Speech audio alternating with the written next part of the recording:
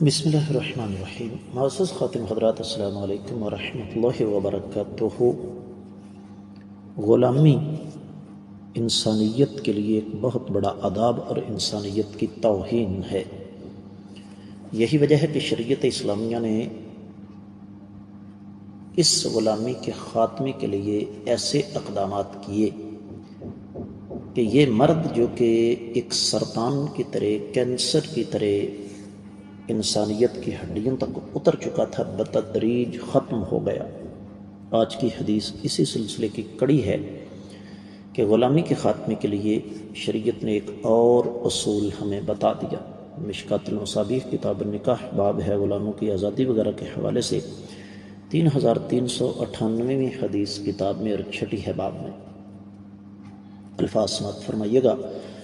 عن الحسن عن سمرة رضی اللہ عنہما عن رسول اللہ صلی اللہ علیہ وسلم قال من ملک ذا رحم محرم فهو حر، رواہ ابو داود والترمذی وابن ماجہ۔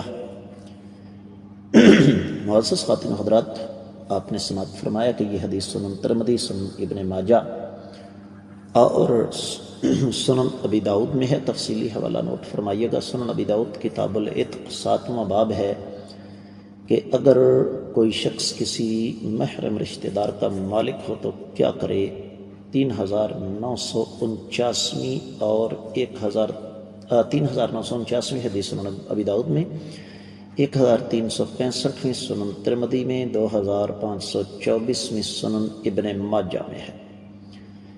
اور بعض اہل علم اس حدیث کی سند پر اعتراض اٹھاتے ہیں، لیکن صحیح بات یہ ہے کہ یہ روایت اللہ تعالیٰ کے فضل و کرم سے سند کے اعتبار سے قابل حجت ہے۔ شیخ البانی اس کو صحیح قرار دیتے ہیں، شیخ زبیر العزئی اس کو حسن قرار دیتے ہیں۔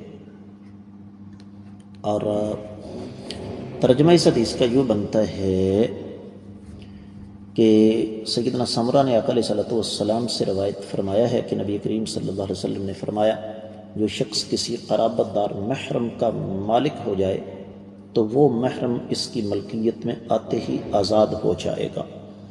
موضوع کیا ہے حدیث کا؟ کہ غلامی کے خاتمے کے لیے شریعت کا ایک اور اصول، اور وہ اصول کیا ہے کہ کوئی بھی شخص اگر کسی غلام کو خریدتا ہے اور وہ غلام اپنے آقا کا کوئی رشتہ دار نکل آتا ہے، جیسے کوئی بھی رشتہ دار ہے، خالو، ماموں، چچا، تایا، پھپھا، یا ان کی اولاد، یا اس سے بھی آگے جا کے کہیں دور پار کا رشتہ دار نکل آتا ہے، تو یہ خود بخود وہ آزاد ہو جائیں گے۔ بعض اہل علم نے فرمایا ہے کہ باپ دادا اور ان کی اولاد اور پھر آگے ان کی اولاد۔ بعض اہل علم کہتے ہیں کہ باقی رشتہ داروں کے بارے میں اختلاف ہو سکتا ہے۔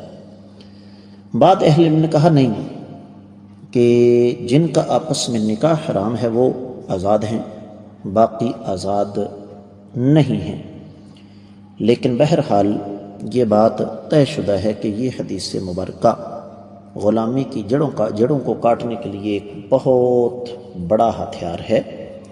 میں امید کرتا ہوں کہ آپ کو اس کی اچھی طرح سمجھ آ گئی ہوگی۔ اس کے ساتھ ہی آج کے سبق سے دیجیے اجازت۔